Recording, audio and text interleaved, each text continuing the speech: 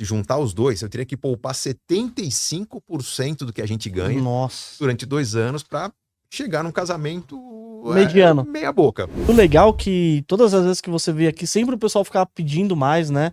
Queria te dar esse feedback. O pessoal gosta muito da sua. De como você explica, né? De como você vive também.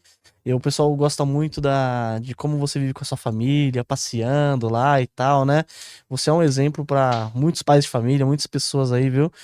Queria agradecer mesmo sua participação. Obrigado. É bom saber, porque eu meio que ostento a família, né? Mas não é para querer Não, pô. aparecer, não é para.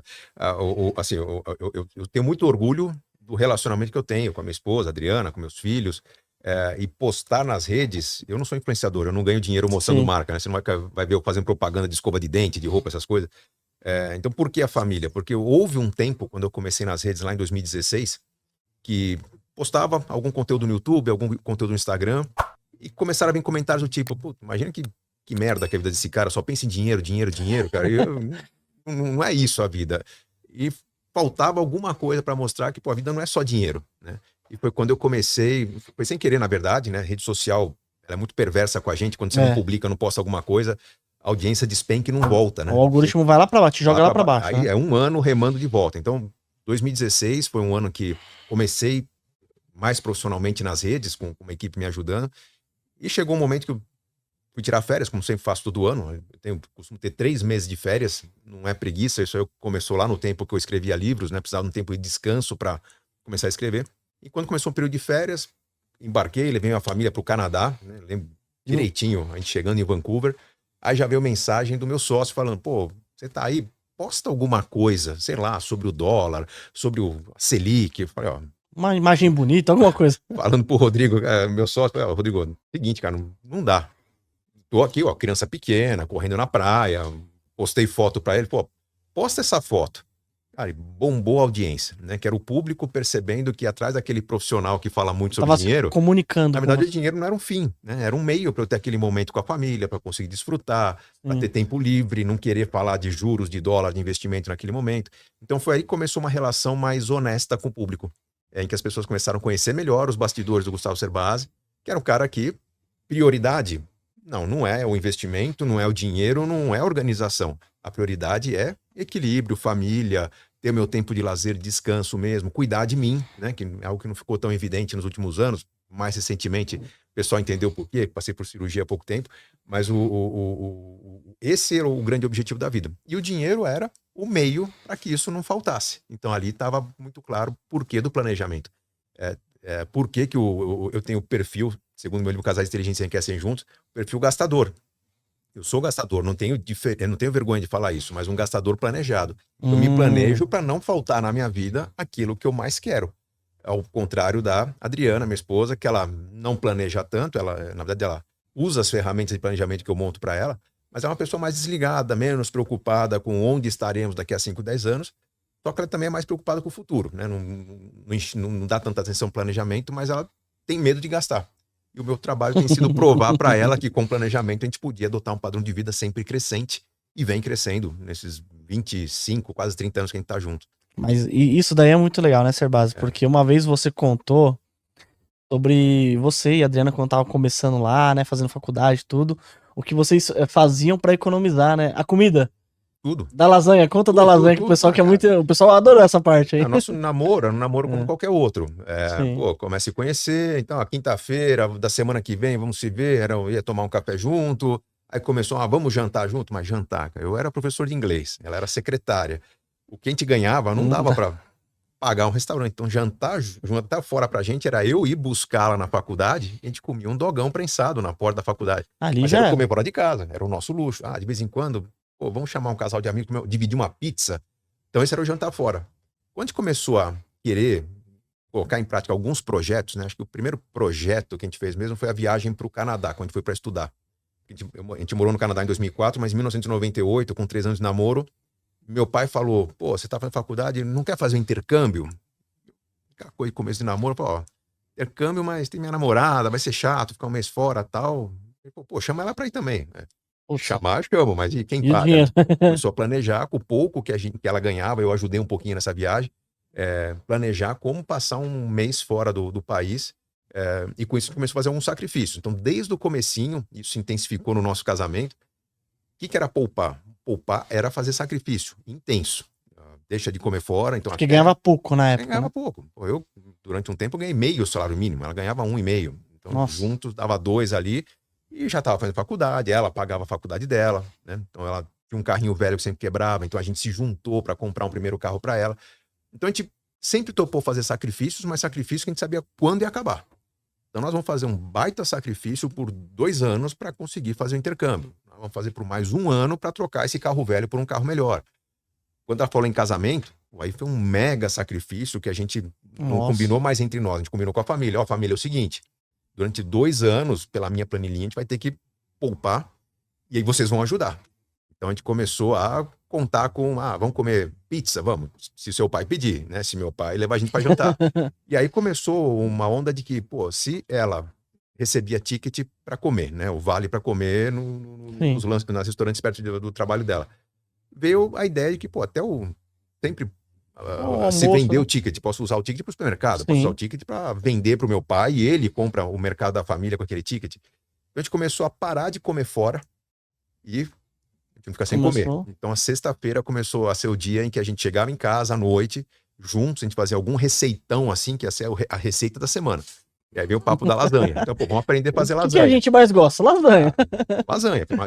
Lasanha, sanduíche de forno, um arroz de forno, alguma coisa nutritiva que você chega lá no dia do trabalho, você compra uma saladinha, alguma coisa. A gente começou a cozinhar na sexta-feira à noite ou no domingo para ter congelado na geladeira até a sexta-feira da semana seguinte várias porções da mesma refeição. A gente viu que enjoa, né? A gente começou com uma outra estratégia, não vai para geladeira, vamos fazer para o freezer. Então, numa semana a gente fazia um negócio que ia ficar congelado por um mês. Na outra semana, a mesma coisa. Então, passou a ser a cada semana a gente tinha 2, 3 pratos diferentes que a gente cozinhava juntos e a gente ia consumindo. E foi assim durante 1 ano e pouco, esperando o casamento chegar. Funcionou bem. Gastando bem menos, comendo melhor. Do que, não tem nada pior do que você comer na rua quando quer economizar, né? Você vai comer porcaria na rua, né? Então, a gente passou a comer melhor, mais saudável, gastando bem menos e causou até uma certa invejinha nos amigos aí, porque ela abria a marmitona dela, um negócio bem feito legal, ali. Bonito, a galera que tava comendo coxinha e comendo comida barata lá, pô, e aí, como que é? Pra gente? A gente nunca cozinhou pra fora, a gente nunca ganhou dinheiro com isso, mas acho que a gente estimulou muita gente a fazer igual. Foi ali que começou a educação financeira indireta, porque alguns anos depois, basicamente na época do casamento, que eu comecei a falar para meus alunos de cursos de contabilidade, como que eu usava aquele conhecimento da matemática financeira da contabilidade para eu organizar minhas finanças.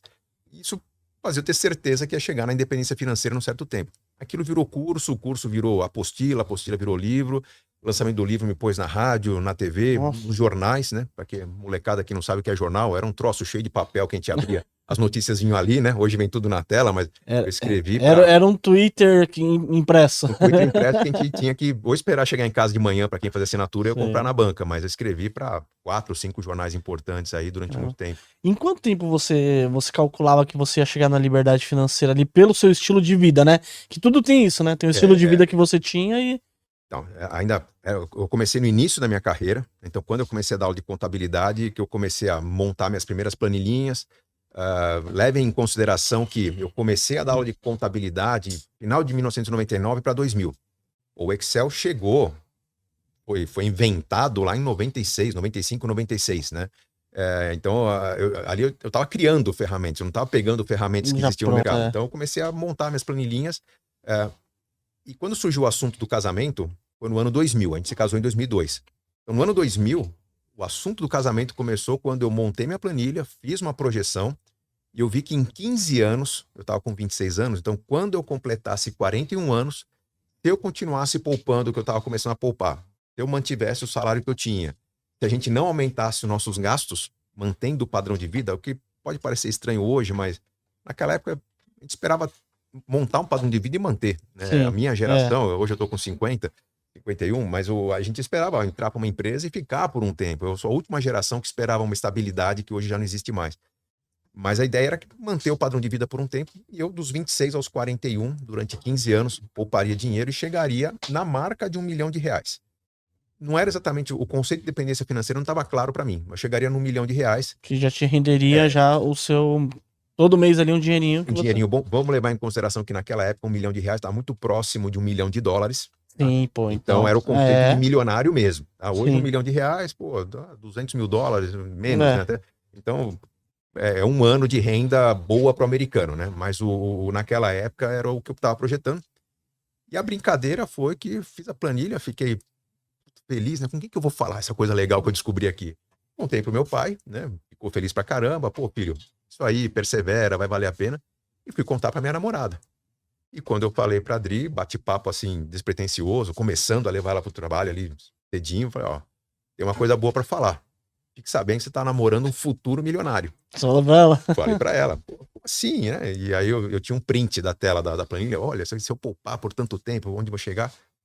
E foi aí que começou uma frase importante, tá até no meu livro Casais Inteligentes Enriquecem Juntos, que ela comentou, ó, que legal, bom saber que eu tô namorando com um milionário, já que você tá falando de futuro, e nós estamos namorando há 5 anos, aí começou o assunto casamento. E foi interessante que, pô, pra mim aquilo foi assim, pensa numa ruptura total, Luan, que eu tava lá empolgado, feliz, não tava pensando em casamento, que a gente era duro, né? Casamento. E novo também, né? Você tinha quantos anos ali? Não, então, eu tava com 26 porque eu fiz uma faculdade e meia. Sim. Ela era um ano a menos que eu. Já era uma idade legal para casar, sim, mas a gente não tava estável na carreira. Tava começando naquele momento. Começando a dar aulas, né? Então, começava a ter eu ganhava bem por aula, só que era uma aula na semana, na seguinte era 2, aí ficava 2 semanas sem, para depois ter 3 aulas. Então, era muito... instável, né? Instável. Então, não dá para pensar em casamento. Mas como eu falei, pô, peguei uma média do quanto eu ganhava, deu para fazer contas. Pô, por que a gente não fala em casamento, então? E a ideia foi provar para ela que o casamento era inviável. Como que eu provei para ela? Eu não sei dizer não. Hoje eu sei, não sabia naquela época. Como que eu fui provar que o casamento era uma ideia ruim? Na matemática. Na matemática, na planilha. Passei a noite seguinte, era uma sexta-feira, foi da sexta para o sábado, passei a noite planilhando. Cara, mandava mensagem, a gente usava... Hoje a gente manda WhatsApp, né? Era um pager que a gente usava, né? Nossa, lembra do pager? Lembro. Um pager lá pro meu compadre, hoje compadre, né? Que era um amigo. Cara, quando vocês estão pensando em gastar com casamento, quanto custa um vestido, quanto custa a flor, fui pondo na planilha. E chegou um numerão.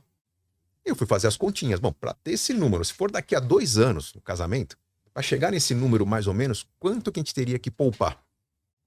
Chegou no número, bom, tomando meu salário da Adri, se juntar os dois, eu teria que poupar 75% do que a gente ganha durante 2 anos para chegar num casamento mediano. Meia boca. Ter que limitar o número de convidados, minha família é grande, não ia poder chamar todo mundo, ia ter que ser um vestido mais simples, uma decoração quase sem flores.